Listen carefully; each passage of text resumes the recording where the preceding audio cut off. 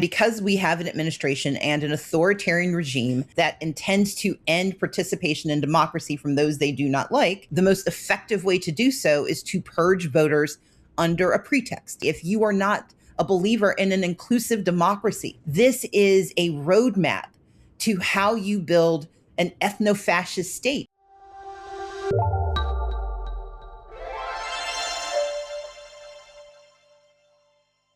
Welcome to The Stakes. I'm Brad Rourke with the Charles F. Kettering Foundation. We're a nonprofit, nonpartisan operating foundation that focuses on advancing and defending inclusive democracy. Today, I'm talking to Stacey Abrams, author, political leader, host of Assembly-Required podcast, which is Must Listen Podcasting, and one of our newest Kettering Foundation senior fellows. Stacey, thank you so much for joining us. Thank you for having me. Today, we are talking about protecting the vote now and in the future. On January 28th, FBI agents raided the Fulton County, Georgia election hub, seizing almost 700 boxes of 2020 election materials, including ballots and tabulation records. The search was based on a sealed warrant, and federal officials have not publicly explained the reason for it. Fulton County leaders have pushed back, saying the seizure was mishandled. Yesterday, demanded return of the records and the unsealing of the affidavit and warrant. Stacey Abrams, how do you make sense of all this? So there are three things at play here. First and foremost is the psychic benefit of continued grievance. This is an administration, and namely a president, who built an entire financial and political apparatus around the notion that the 2020 election was unlawful. That has been roundly disproven by his own people, by Democrats, by independents. No one thinks it's true, but it sells.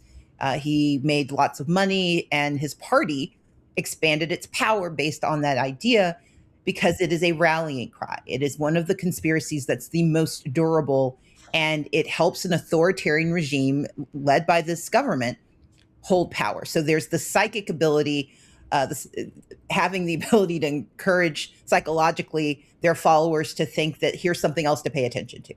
Number two, they have been trying their best to seize voting rolls from states. Article 1 of the Constitution, Section 4, gives states the authority to manage elections. The federal government is not entitled to your voting rolls. And they have been trying to get that. They've sued 44 states. 24 have complied. About 20 are still suing, saying no, including the state of Georgia.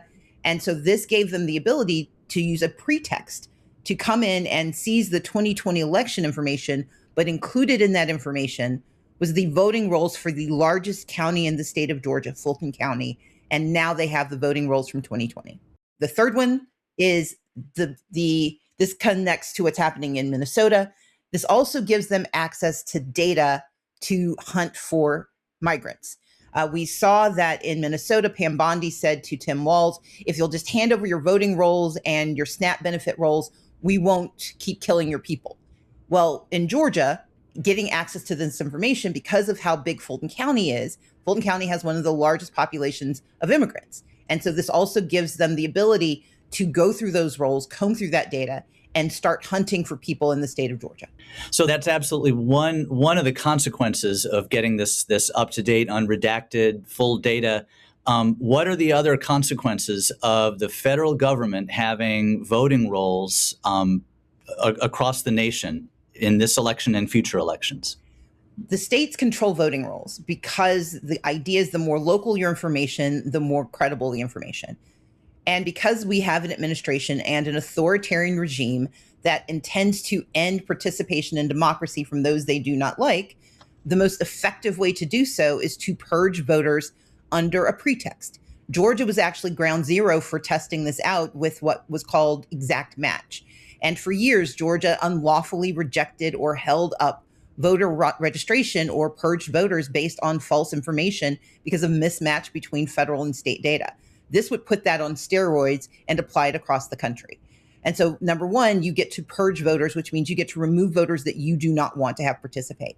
Number two, you can use it as, again, a way to manipulate other forms of data that the federal government has access to by adding the layer of state data that you don't.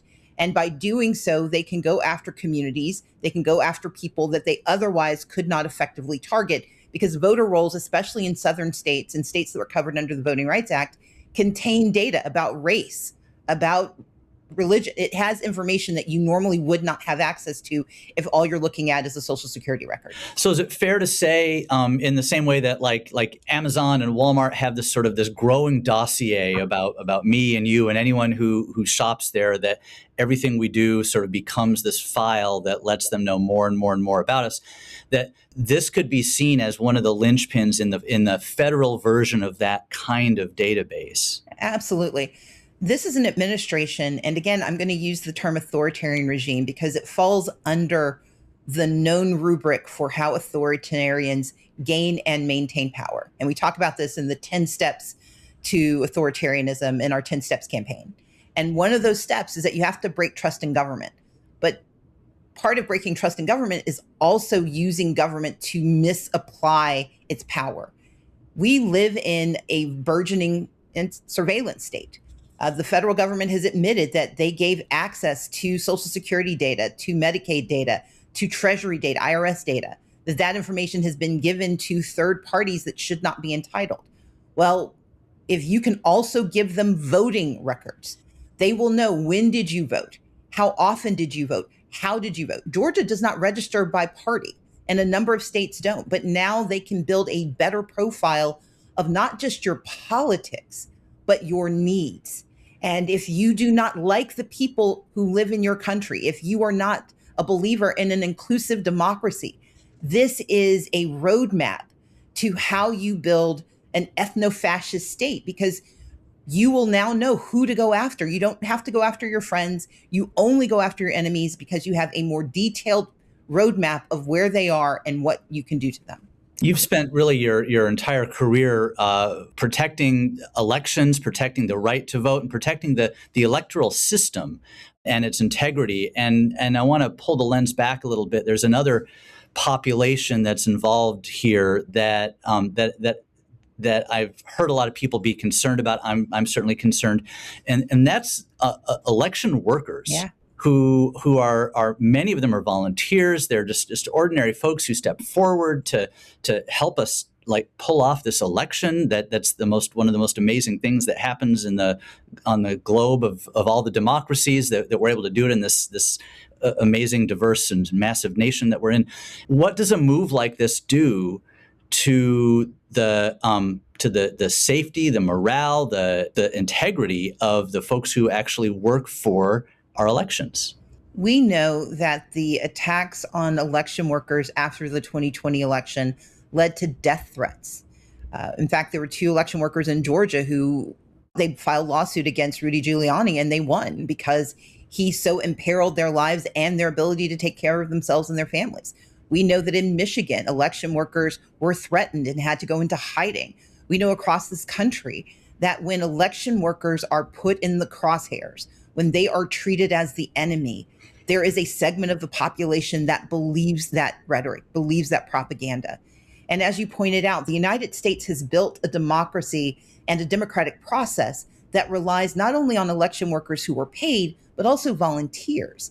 And when you weaponize that system, you not only put them in jeopardy, you undermine the integrity of the system and the trust that people have in the system. Step 10 in the 10 steps to authoritarianism is that you basically destroy democracy forever, and you don't do it by eliminating elections. I know there's this narrative out there that he's going to declare martial law, that authoritarians are going to dismantle. They don't need to.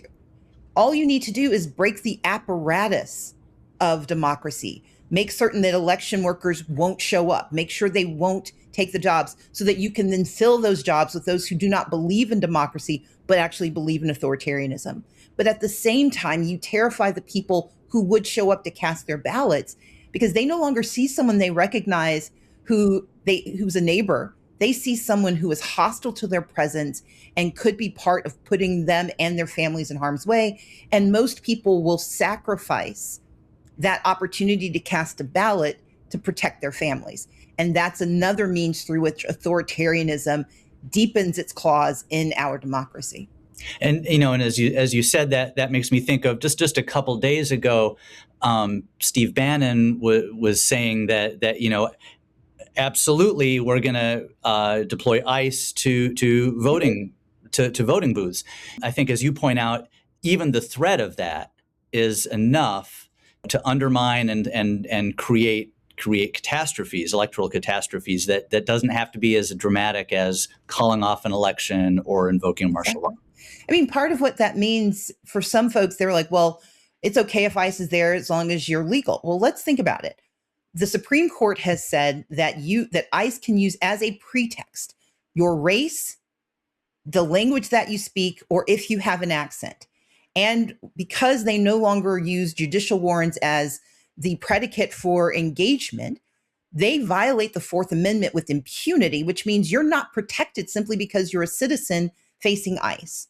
Secondly, we have a number of naturalized citizens who live in mixed status families. So if ICE is present, even if you are a naturalized citizen, you are putting your entire family at risk because you show up. And then third, the presence of any law enforcement has an intimidation effect. People will not participate if they think it puts themselves or their communities at risk. And so we have to remember that in the 1960s, basically under Jim Crow, voter suppression was designed to eliminate entire populations. These days, we win elections on margins. And so as a practical matter, you don't need to get rid of an entire population. You just need to shave points. And if you can shave points by terrifying people, if you can shave points by removing them and purging them, if you can shave points by saying that the processes you use to participate in elections are no longer permissible, and we can talk about the SAVE Act and the MEGA Act, those are all ways that you don't have to eliminate elections.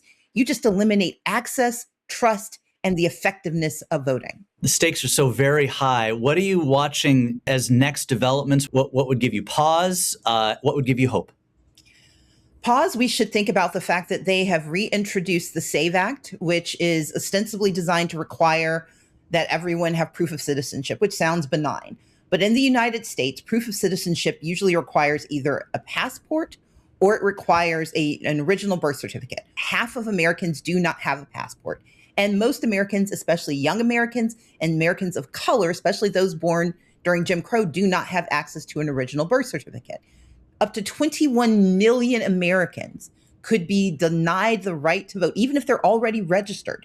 They could be removed from the rolls and unable to re-register because they cannot meet these heightened requirements that solve a problem that doesn't exist. The United States does not have a raft of non-voters running amok. It just isn't true. In fact, we have a hard time getting all the people eligible to actually participate. So the SAVE Act, which is now moving again because of polling and also because of just the challenge that we think the GOP will face in the upcoming elections, that's one issue. Then you have the MEGA Act. And the MEGA Act will actually eliminate the fairness that we've now embedded in our democracy. Being able to vote by mail, which was a Republican initiative in many states. But now that people are using it not to vote for Republicans, it's become anathema. The ability to have a grace period when you send in your mail-in ballot. Eliminating that disproportionately harms rural communities, especially Native American, Latino, and white rural communities.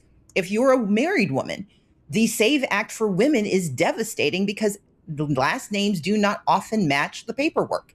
And so across the board, we should be terrified that they are attempting to use this moment of authoritarian regime change to eliminate vast swaths of the American population. But here's the thing.